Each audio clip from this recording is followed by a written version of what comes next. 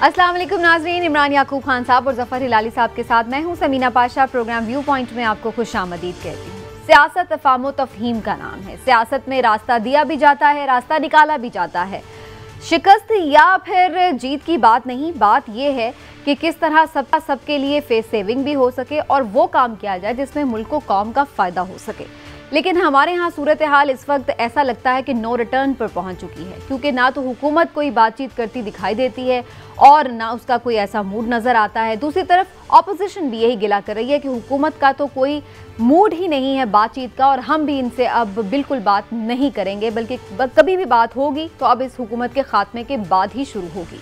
ऐसे में मोहम्मद अली दुर्रानी एक साहब अचानक से सामने आते हैं और वो शहबाज शरीफ से एक आम मुलाकात करते हैं, जिसके बाद वो ये कहते हैं कि नेशनल डायलॉग के ऊपर बात होनी चाहिए।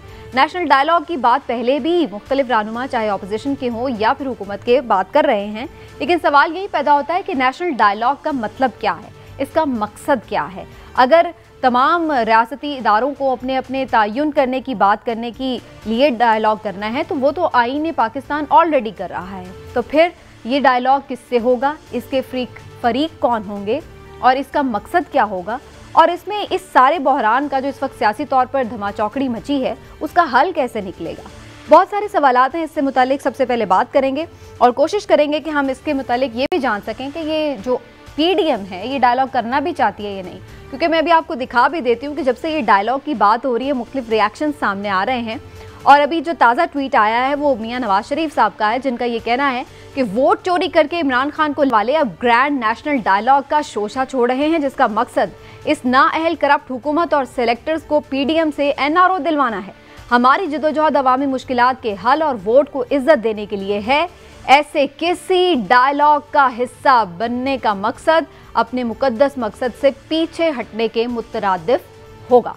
तो बिल्कुल यकसर मुस्तरद कर दिया। इसी तरह हम दीगर पार्टियों के बारे में भी यही फेक देख रहे हैं कि उनका भी ऐसा ही रिएक्शन आ रहा है कि कोई वो बात नहीं करना चाहते। जब बात होगी नहीं तो बात बनेगी कैसे, ये जानना बड़ा ज़रूरी है। लेकिन बहरहाल हम बात शुरू करते हैं और कोशिश करते हैं कि कुछ बात में से निकल सके। इमरान साहब, सबसे पहले तो आपको क्या लग रहा है, मोहम्मद अली दुरानी साहब की ये मुलाकात अचानक हुई है या ये इससे पहले कोई मुलाकातों का तसलसल रहा है, किसने इन्हें भेजा है? समीना, सबसे पहले तो दुनिया भर में हमारे देखने वाले मसीही भाइयों को क्रिसमस की मुबारकबाद हो और पूरी कौम को, पाकिस्तानी पूरी कौम को कायद आज़म का योम विलादत भी मुबारक हो। अब आ जाते हैं इस हवाले से कि जो आप ये बात कर रही हैं, तो ये बात फिर वही चली जाएगी कि एक पेज अब किस्सा नहीं रहा। अच्छा, हाँ जी, आपने ये मतलब निकाला है? नहीं, मतलब मैंने नहीं निकाला। मुझे आप ये बताएं कि मतलब इस तरह से निकला है कि जो मुलाकातें मियां शहबाज शरीफ से की जा रही हैं वो मुलाकातें कौन कर रहा है, पहली बात। और वो जो मुलाकातें जो शख्सियात कर रही हैं वो किसके कहने में है, उनका माजी आप देखिए, वो किसके कहने पे मुलाकातें करती हैं, किसके कहने पे एक्टिव होती हैं, किसके कहने पे। एस्टैब्लिशमेंट ने भेजा उन्हें 100%, इसमें तो शिको शुबे की गुंजाइश ही नहीं। तो एस्टैब्लिशमेंट ने मसले का हल के लिए भी तो भेजा हो सकता है। तो अच्छी, मैं तो यही कह रहा हूँ। तो फिर एक पेज पे ना होने की बात कैसे हो सकती है भाई? एक पेज पे अगर हो तो फिर इनके पास क्यों भिजवाएं?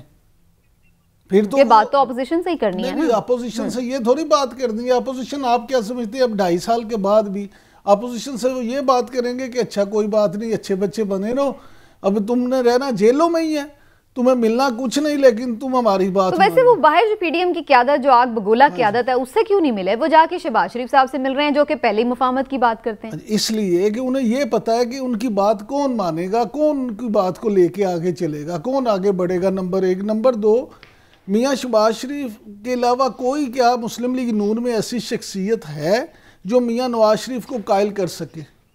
वो तो अभी भी नहीं, मेरा ख्याल है। आप देख लें, मियां साहब का तो बड़ा सख्त मैसेज आ गया है। अब अगर मैं रिजेक्टेड। अब मैं अगर आपसे ये बात करूं कि मियां नवाज शरीफ साहब ने जो किया या मरियम नवाज साहिबा ने जो ट्वीट किया, जी उन्होंने भी किया, हाँ जी, दोनों ने ये जो ट्वीट किया असल में उसी मुकद्दस मकसद जो है, अच्छा ये उन्हीं के अल्फाज में कह रहा हूँ, असल मुकद्दस मकसद यही है। आप देखिए हर चीज़ बिल आखिर टेबल टॉक पे ख़त्म होती है।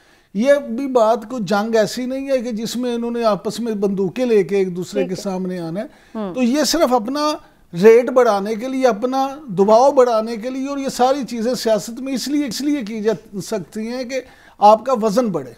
सही है। मैं हिलाली साहब से पूछता हूँ, हिलाली साहब आपको क्या लगता है दुर्रानी साहब को किसने भेजा, क्यों भेजा, और वो क्या कामयाब हुए अपनी मुलाकात में? शहबाज शरीफ साहब क्या कर सकते हैं जेल में बैठ के? देखिए, सीधी सादी बात यह है कि इनको इस्टेब्लिशमेंट ने भेजा है, मगर उन इस्टेब्लिशमेंट का मकसद क्या है? और ये जो नवाज शरीफ उधर से ट्वीट करता है कि ये ना करो, और जब शहबाज शरीफ से दुरानी मिलेगा, आप देखेंगे जो मिल चुका है और लोगों से मिलेगा, वो कहेगा हम ये कर सकते हैं। ये दोनों भी एक ही पेज पे हैं। उसका मतलब है एक थोड़ा ऊपर है, एक थोड़ा नीचे है। गुड कॉप बैड कॉप, ये शरीफ भाइयों का तो पुराना एक खेल है। मैं आपको बताऊं ये क्या हो रहा है। हो ये रहा है कि ये गवर्नमेंट ऑपोजिशन अपनी हिमायतियों को साथ नहीं रख पा रही है, नहीं रख सकती है। अगर वो साथ हैं, वो इसलिए हैं कि इस्टेब्लिशमेंट का उससे उनको ओके नहीं मिला है। जिस दिन इस्टेब्लिशमेंट उनको देख के कहें जो करना चाहते हो करो, MQM तो पहले ही निकलेगा और Q जो है बाद में निकलेगा। और जैसे आपको पता है, मैंगल तो इनको छोड़ दिया है। ये गवर्नमेंट जो है ये सिर्फ और सिर्फ अपने मेजॉरिटी के लिए it is dependent on the establishment. अब ये तो एक पहली बात है।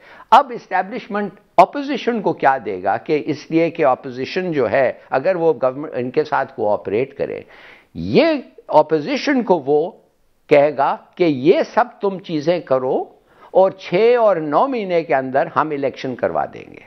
इन अदर वर्ड्स, गवर्नमेंट का जो क्लेम है कि हम अपना पूरा टेन्योर करेंगे वो भी नहीं होगा, मगर आप जो चाहते हैं कि फौरन गवर्नमेंट इस्तीफा दे और एक तरफ हट जाए, वो भी नहीं होगा। और वो उस वक्त होगा अगर ये PTI ने कुछ किया तो फिर वो MQM तो वो तो छोड़ना चाहती है उनको, वो तो कब से छोड़ना चाहती है, इसलिए उनको कुछ नहीं मिला और वाकई कुछ नहीं मिला। और उन्होंने जो एग्रीमेंट किया था वो भी नहीं मिला।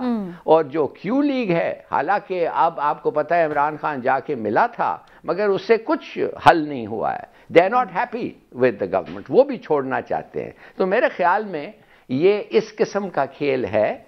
इलेक्शंस होंगे टेन्योर खत्म होने के पहले, मगर इतना जल्दी भी नहीं होगा। सेनेट के इलेक्शंस के बाद आराम से फिर वो इलेक्शंस होंगे। चलें, इस वक्त हमें कमर ज़बान कायरा साहब ने ज्वाइन कर लिया, जो कि पाकिस्तान पीपल्स पार्टी के सीनियर रहनुमा हैं। ज़रा उनसे भी जानते हैं, बाहर क़यादत है ऑपोजिशन की यानी PDM, वो क्या सोचती है इस सारे मामले पर। कायरा साहब बहुत शुक्रिया आपके वक्त का। और सबसे पहले तो मैं आपसे यही जानना चाहूँगी कि दुरानी साहब अचानक से उन्होंने एंट्री दी है और वो कह रहे हैं कि उनकी मौलाना से भी मुलाकात हो चुकी है, शहबाज शरीफ साहब से भी वो कल मिल चुके हैं।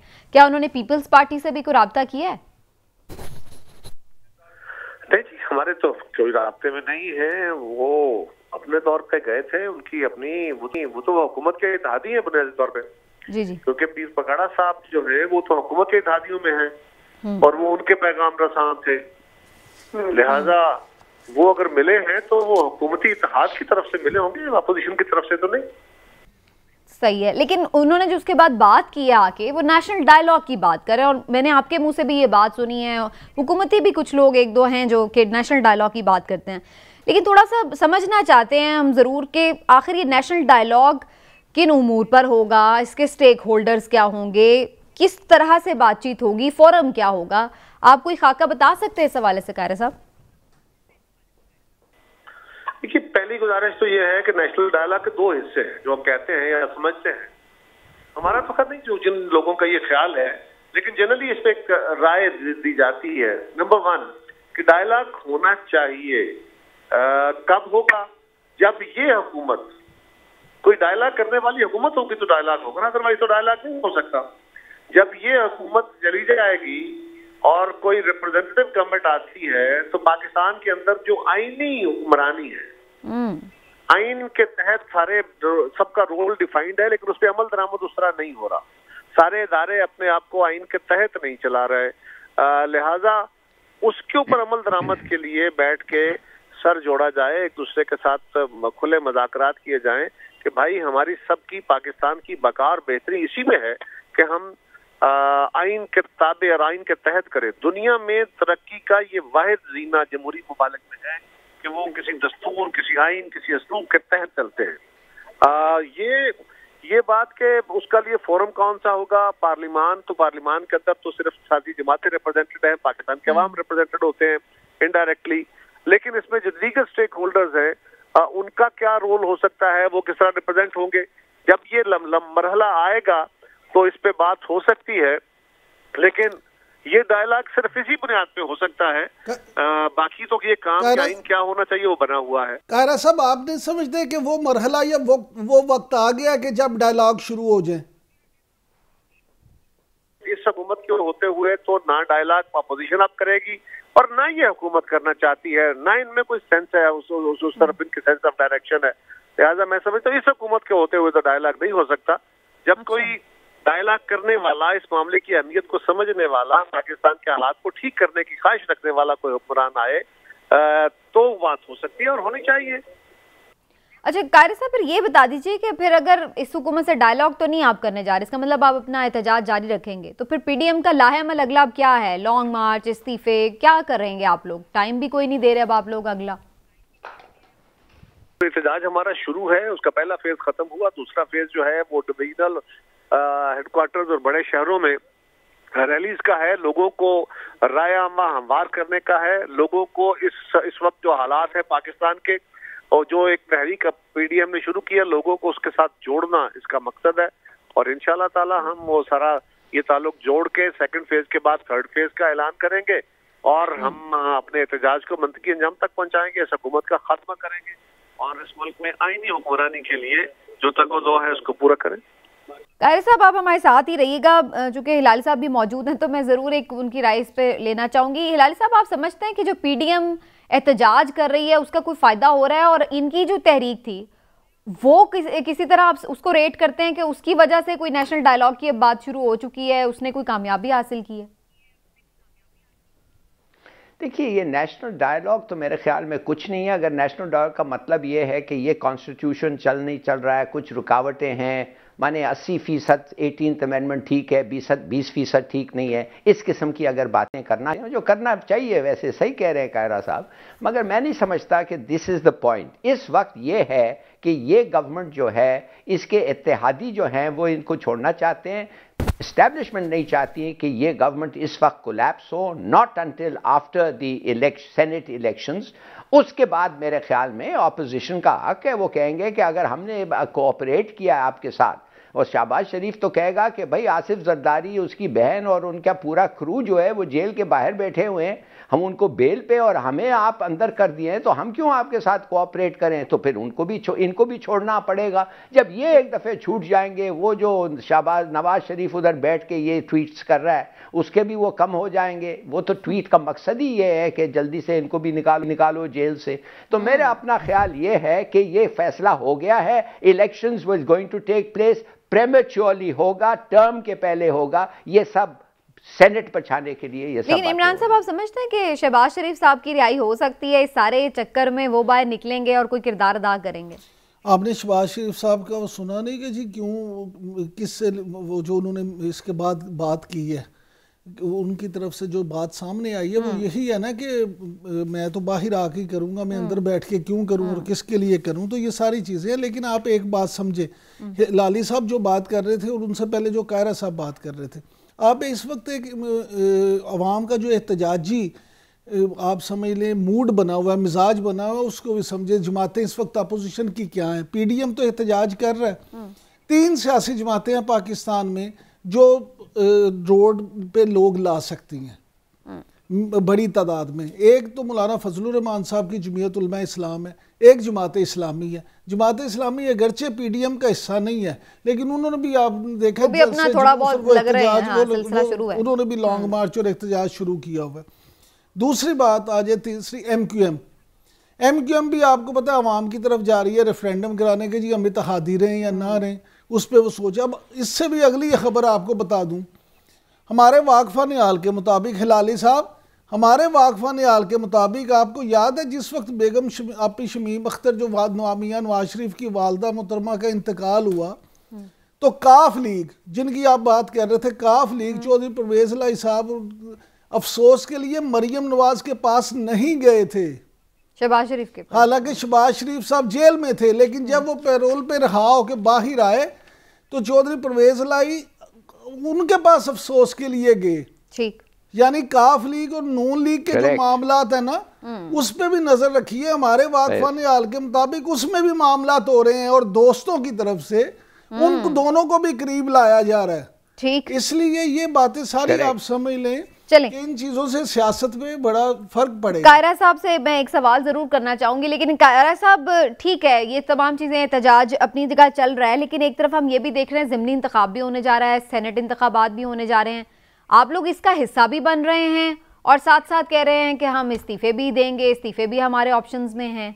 तो ये समझ नहीं आ रही है दोनों चीजें साथ कैसे होंगी। साथ आप बन भी रहे हैं इस्तीफे निज़ाम का हिस्सा, साथ निज़ाम से अलग भी होने की बात करते हैं। जिसको हम जमहूरियत कहते हैं, इसके हम ही तो दाई हैं, हम ही तो इसके अलंबरदार हैं। हम इसको और प्योरीफाइड और अमली शक्ल में नाफिज करना चाहते हैं दुनिया की तरह। अब सवाल यह है कि इस वक्त हम क्यों बाय इलेक्शन में जा रहे हैं जब दूसरी तरफ हम इस्तीफों का मुतालबा कर रहे हैं। इसलिए कि अगर हम इलेक्शन नहीं लड़ते तो जो हमारा एक तजर्बा है 1985 का, वो बड़ा बिटर एक्सपीरियंसेस है। हम कोई मैदान खाली नहीं छोड़ेंगे। इस बाय इलेक्शन में हम इनको एक्सपोज करेंगे, हम इनकी हकीकत को हम के सामने रखेंगे, इनको इन इलेक्शन में शिकस्त होगी और हम बताएंगे कि लोगों की नजर में अब इनकी क्या हैसियत है। वरना तो अगर हम बायकाट करें, ये अपनी मर्जी का इलेक्शन करा के कहेंगे जी हम लोगों ने हमें बड़े वोट दे दिए, लिहाजा हम इनको एक्सपोज करेंगे। और दूसरा ये होता है कि ये जो अमली सियासत होती है ना, हल्का बंदी और हल्के के अंदर की पॉलिटिक्स, वहाँ धड़ेबंदियां होती हैं। अनफॉर्चुनेटली हमारा डेमोक्रेटिक प्रोसेस अभी इतना मैच्योर नहीं हुआ कि ये धड़ेबंदियों से, ये ग्रुप्स की पॉलिटिक्स से ऊपर उठ गया हो, नजरियात की बुनियाद पर तकसीम हो जाए, वो जो असली मकसूद है। लेकिन हम मैदान छोड़ दें तो धड़ेबंदियां खराब होती हैं, उसका पार्टियों को नुकसान होता है। सो हम अपनी धड़ेबंदियां भी कायम रखेंगे, इनको एक्सपोज भी करेंगे, इनको इलेक्शनों में शिकस्त भी देंगे। और जब सारा कौमी फैसला हो गया कि आप इस्तीफे दे दें, तो वो 7 इस्तीफे दे के फिर हम नए इंतखाब में जाएंगे। सिर्फ ये नहीं होगा कि सिलेक्टिव चंद हलकों में हम गवर्नमेंट को वॉक ओवर दे दें और ये वहां से इलेक्शन जीत के, क्योंकि हम तो इलेक्शन में नहीं होंगे, लिहाजा ये ढोल बजाते फिरेंगे जनाब हम तो जीत गए। ठीक है, बहुत बहुत शुक्रिया आपका कमर ज़मान कायरा साहब हमारे साथ मौजूद रहे। और क्या पीडीएम पीपल्स पार्टी क्या सोच रही है मुख्तलिफ फैसलों के हवाले से, उनकी गुफ्तगू आपने जानी। नाज़रीन छोटा सा ब्रेक लेते हैं और ब्रेक से जब वापस आएंगे तो एक और स्पेशल गेस्ट हमारे साथ मौजूद होंगे और उनसे हम जानने की कोशिश करेंगे कि आखिर वो किस मकसद के लिए सरगर्म हुए हैं। दुरानी साहब की मैं बात कर रही हूँ। एक ब्रेक लेते हैं, वापस आते हैं ब्रेक के बाद।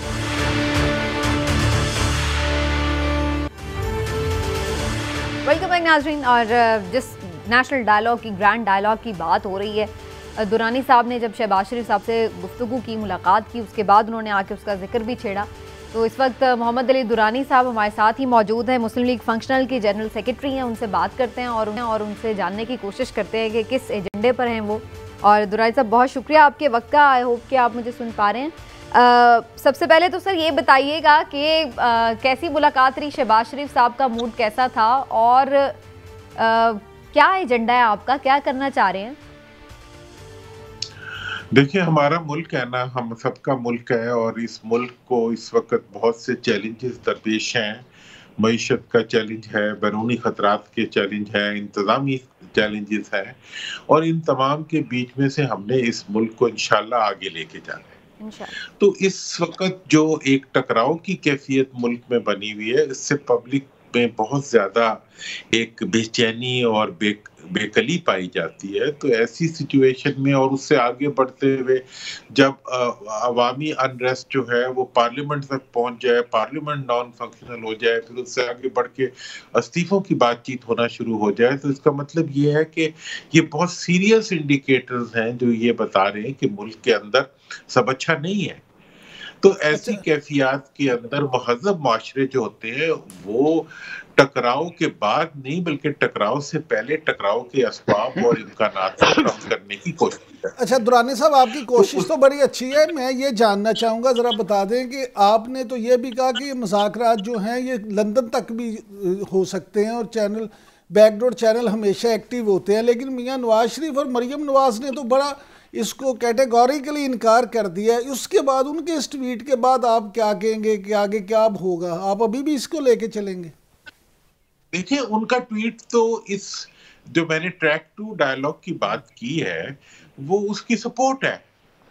बात इतनी सी है कि इख्तलाफ है, ये तो हुकूमत भी कहती है कि इस ऑपोजिशन से डायलॉग नहीं हो सकते क्योंकि ये जो है एनआरओ मांगते हैं। अब उनकी किसी स्टेटमेंट को किसी कायद की या किसी लीडर की अपनी स्टेटमेंट की नफी करना या उस पर क्रिटिसिज्म मकसूद नहीं है। इसका मतलब तो ये है कि उन्होंने इस राय को महसूस किया। और आपको ये मैं बताऊं, कल से लेके पिछले 2 दिनों में आज तक पाकिस्तान के हर घर में ये बात हो रही है कि डायलॉग होना चाहिए। आपकी वजह से हो रही है, मीडिया की वजह से हो रही है और एक मुस्बत सोच की वजह से हो रही है। तो इसलिए जब इसके ऊपर रिस्पांस आना शुरू हो जाए, उनके दुरानी साहब घरों में तो बात हो रही है, लेकिन जो दोनों फरीक जिन्होंने बैठ के बात कर रही है, ऑपोजिशन और हुकूमत, वो दोनों ही कह रहे हैं कि हमने बात नहीं करनी। ये बात भी बड़ी इम्पोर्टेंट है। ये बात इससे ज्यादा इम्पोर्टेंट थी जब अमेरिका और तालिबान लड़ रहे थे आपस में। ये उस वक्त भी इम्पोर्टेंट थी जब वियतनाम और अमेरिका आपस में लड़ रहे थे। और आज कहाँ है? बात ये होती है कि ये जो ट्रैक टू डिप्लोमेसी होती है, ये ट्रैक टू डायलॉग होता है, इसके अंदर आप फौरी तौर पर नताइज और फौरी तौर पे आरा कायम नहीं करते, बल्कि इस सब के नतीजे के अंदर आप जो होता है वो एक ऐसा एनेबलिंग एटमॉस्फेयर क्रिएट करते हैं जिसके नतीजे में पहले माहौल बनाया जाता है और बातचीत शुरू होती है। दुरानी साहब साथ रहेगा, मैं जरा हिलाली साहब की एक्सपर्ट ओपिनियन लूंगी क्योंकि वो ज़ाहिर है डिप्लोमेट रहे हैं तो वो ज्यादा इसको एक्सप्लेन कर सकते हैं। हिलाली साहब, ये ट्रैक टू डिप्लोमेसी से क्या आपको समझ में आ रही है? क्या ये डिप्लोमेसी होने जा रही है और क्या आप समझते हैं हुकूमत भी इस सिलसिले में कोई लचक दिखा सकती है बात करने में ऑपोजिशन के साथ? उन्होंने तो कह दिया है ना कि एनआरओ के अलावा हम सब चीज़ पे बात करने के लिए तैयार हैं। तो मेरे ख्याल में अगर ऑपोजिशन को यह भी करना चाहिए कि उनका तो ख्वाहिश है कि जनरल इलेक्शंस हो और फेयर इलेक्शंस हो, तो उस पर बात करें कि कब चाहिए आपको इलेक्शंस। अब हुकूमत कहती है कि हमें टर्म कंप्लीट करने दो, वो कहते हैं नहीं। अब हमें ये पता है कि हुकूमत के पास अपने जो दूसरे पार्टीज़ हैं वो उनके साथ शायद इस्टेब्लिशमेंट के बगैर या उनके कहने के उनके नॉड के बगैर उनके साथ इतना उस वक्त तक नहीं चलना चाहते, इसलिए कि वो कह रहे हैं कि बहुत सारे हमारे साथ वादे हुए थे जो वादे पूरे नहीं किए। अब ये हुकूमत और उनकी पार्टीज़ के बारे में बात है, ये हुकूमत इस्टेब्लिशमेंट और एलाइड पार्टीज़ के बारे में ये बातें होनी चाहिए।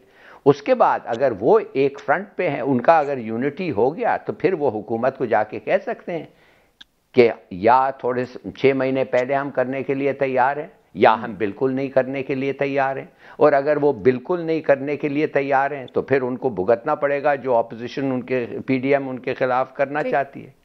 ये सब दुरानी साहब मुतालिबात हैं क्या ऑपोजिशन के? क्या ऑपोजिशन क्या चाहती है? अर्ली इलेक्शन है या कोई केसेस का मसला है? ऑपोजिशन के देखिए, अब एक बात मैं आपको बताऊं कि मैं तो ये कह सकता हूं कि जो मैं ऑपोजिशन लीडर के पास गया था, मैंने क्या बात उनसे की। मैंने उन्हें कहा जी इस्तीफे आप देते हैं, अगर हलाली साहब ने उस तरफ इशारा फरमा दिया कि अगर आप इस्तीफे देते हैं तो उसके बाद भी तो डायलॉग करना पड़ेगा कि इलेक्शन कैसे होंगे, कब होंगे, क्या होगा। और अगर हुकूमत समझती है कि ऑपोजिशन के बगैर पार्लियामेंट चल सकती है तो पार्लियामेंट ऑपोजिशन के बगैर नहीं चल सकती। पार्लियामेंट बनती ही ऑपोजिशन और हुकूमत को मिला के। तो लिहाजा जो काम आपने इस्तीफे देने के बाद करना है वो पहले क्यों नहीं कर लेते? और डायलॉग के जरिए ये एक दूसरा मौकफ ये है कि भाई पार्लियामेंट जो है वो वाहिद सुप्रीम इदारा है जो पूरे मुल्क की जिंदगी की अलामत होती है। उस पार्लियामेंट को अगर आप उससे मुअत्तल बना देंगे, खा हुकूमत बनाए या ऑपोजिशन बनाए, ये कोई सेहतमंद रवैया नहीं है टुवर्ड्स डेमोक्रेसी। इसी तरह से तीसरी चीज ये है कि आपको पूरे अमल के अंदर मुसलसल जो है वो डायलॉग के अमल को और डायलॉग और आपस की बाहमी गुफ्तो शनीद को जारी रखना चाहिए। तो इन तमाम ये तो उसूली बातें ठीक है। दुरानी साहब, मुझे सिर्फ 2 बातें आपसे यहाँ बड़ी पूछनी अहम जो मैं समझता हूँ। एक तो ये कि आपकी जमात फंक्शनल लीग और आप खुद उन हलकों के भी करीब समझे जाते हैं जो हलके बिलाखिर मुज़ाकरात की टेबल पे लोगों को लेके आते हैं। तो क्या इस मुलाकात के पीछे भी उन हलकों का कोई था मामला? दूसरी बात ये कि मियां शहबाज शरीफ तो अभी जेल में है, तो वो जेल में बैठ के तो कुछ नहीं कर सकते। तो क्या उन्होंने इस मौजू पे को आपसे बात की कि जनाब मुझे बाहर लाएंगे तो मैं कुछ करूंगा, अंदर बैठ के मैं क्या करूं? देखिए जनाब, आपने दोनों सवालात जो किए बड़े अहम सवाल है। पहली बात है जहां तक इस बात का ताल्लुक है कि जो अपना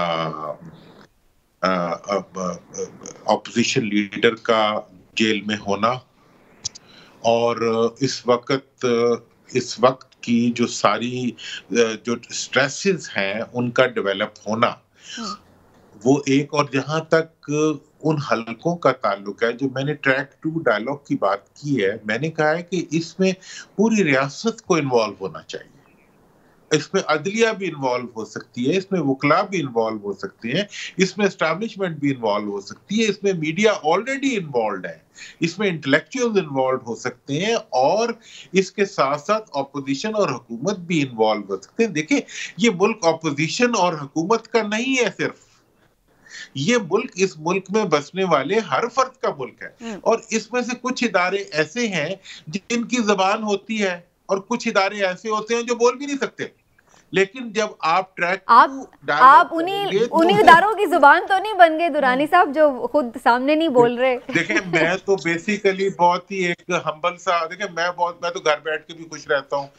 मुझे किताबें पढ़ने का शौक है, मुझे लिखने पढ़ने का शौक है। मैं बहुत कोई पुरतजस्सुस किस्म का सियासतदान नहीं हूँ मैं, लेकिन मैं ये समझता हूँ कि इस वक्त की मुश्किल सूरत हाल में हमें, आपको, हिलाली साहब यहाँ बैठे हुए, आप दानिश्वर यहाँ बैठे हुए, हम में से हर फर्द को ये माहौल बनाना है कि हमें इस मुल्क में डायलॉग चाहिए। अब दूसरी बात जहां तक है जेल में, ऑपोजिशन लीडर, कल असेंबली का सेशन होता है, तो यही ऑपोजिशन लीडर जो है वो उसके ऊपर असेंबली में मौजूद होंगे।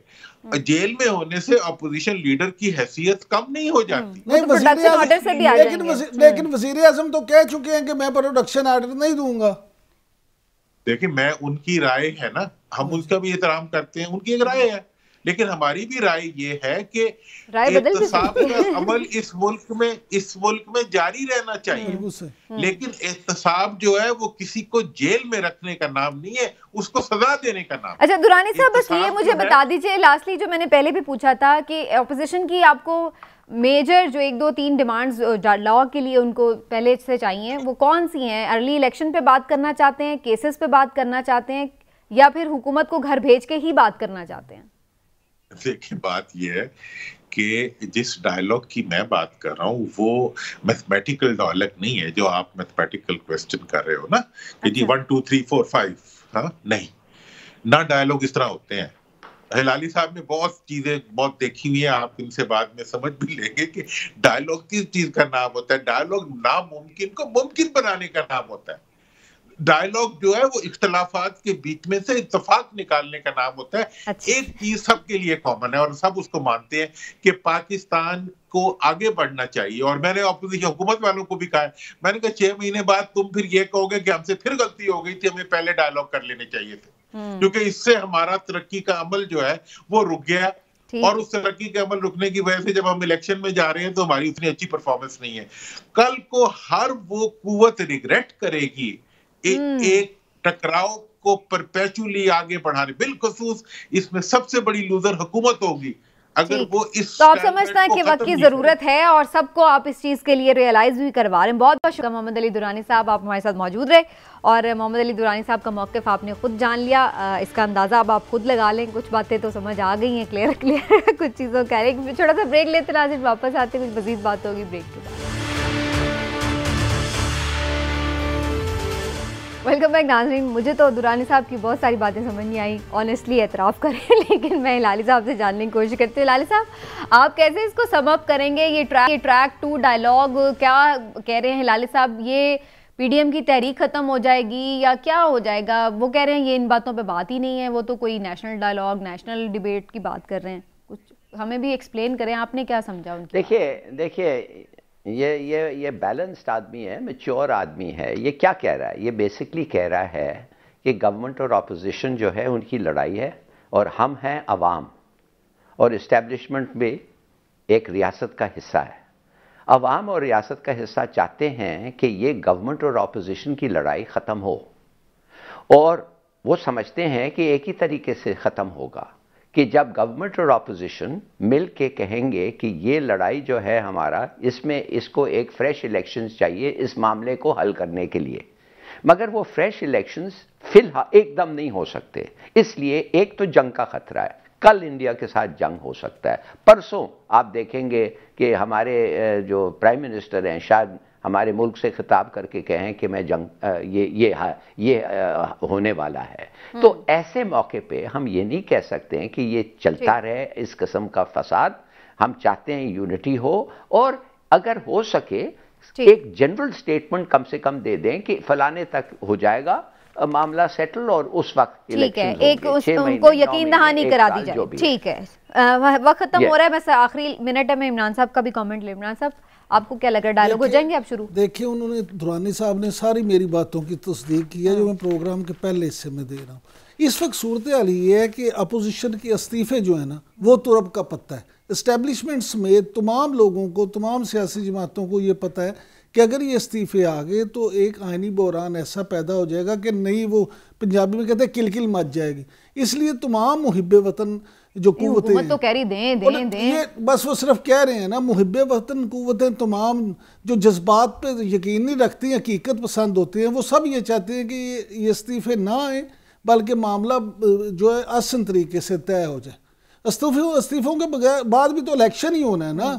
तो अगर मुज़ाकरात के बाद ये तय हो जाए कि जी अच्छा हम 9 महीने बाद या 1 साल में इलेक्शन हो जाएंगे, तो फिर तो चाहते क्या है, ये तो समझ में आ गया होगा कि आप ये बताएं, क्योंकि खान साहब, इमरान खान साहब तो हटते नजर नहीं आ रहे। वो कह रहे हैं जाती है गवर्नमेंट तो जाए, मैं तो नहीं। इमरान खान साहब जो मर्जी कहते रहे, लेकिन जब जानी होती है ना गवर्नमेंट, फिर चली जाती है। आपको कह रहे हैं नहीं, वो ऐसे नहीं होता, वो कहना बड़ा आसान होता है। वो तो ये भी कहते थे ना कि हमारे पास ये, हमने 200 लोग ढूंढ लिए, कल डिस्कस करेंगे। क्या वो खुद ही कहते हैं हम क्या करें। ठीक है, चलें जी, वक्त खत्म हो गया। देखते हैं, नेशनल डायलॉग की बात तो हो रही है, क्या वाकई डायलॉग कोई शुरू हो पाएगा या नहीं, और इसके लिए माहौल कैसे बनेगा।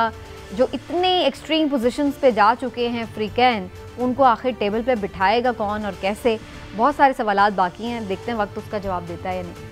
आज के प्रोग्राम से इतना ही, इंशाल्लाह फिर कल मुलाकात होगी। अल्लाह हाफ़िज़।